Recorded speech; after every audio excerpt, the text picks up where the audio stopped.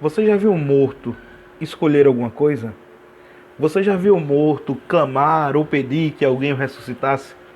De fato, isso é uma coisa que nunca foi vista. Da mesma maneira, éramos nós, mortos no pecado, incapazes de reconhecer a santidade de Deus, muito menos o nosso pecado.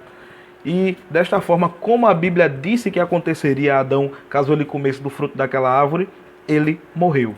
Nós não morremos simplesmente fisicamente no decorrer de alguns anos, mas nós nascemos mortos espiritualmente, incapazes de escolher a Deus.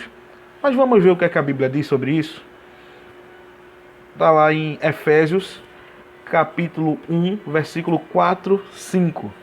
Diz assim: assim como nos escolheu nele, antes da fundação do mundo, para sermos santos e irrepreensíveis perante ele, e em amor, nos predestinou para ele, para a adoção de filhos, por meio de Jesus Cristo, segundo o beneplácito de sua vontade.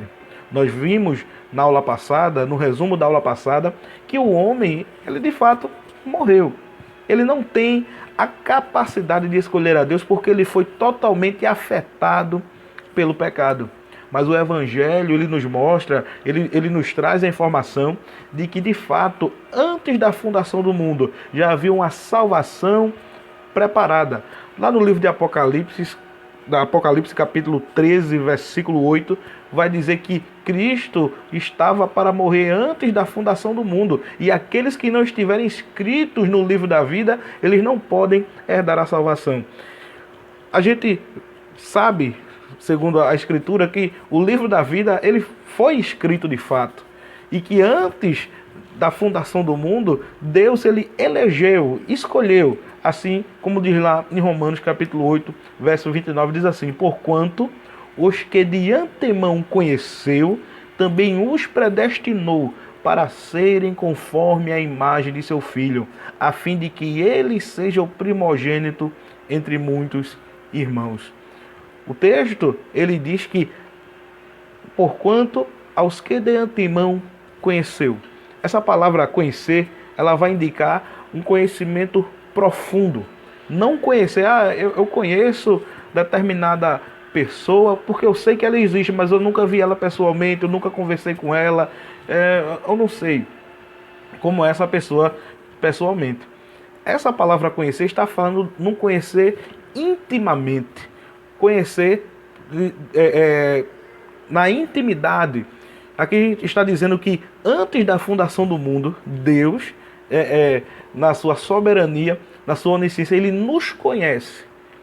Ele já nos conhecia antes de nascermos, antes de existirmos, ele já nos conhecia.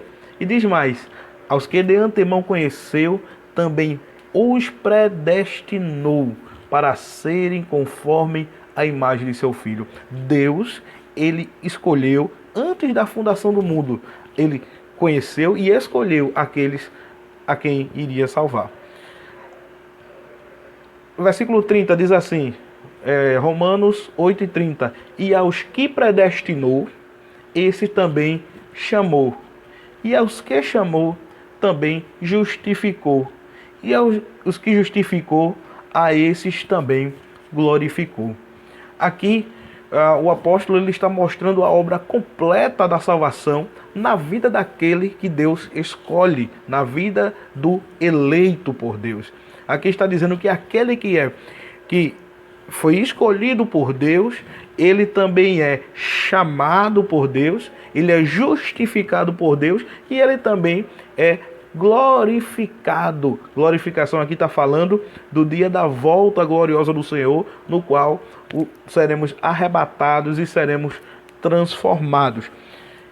Irmãos, o que é o nome dessa doutrina? É a doutrina da eleição incondicional.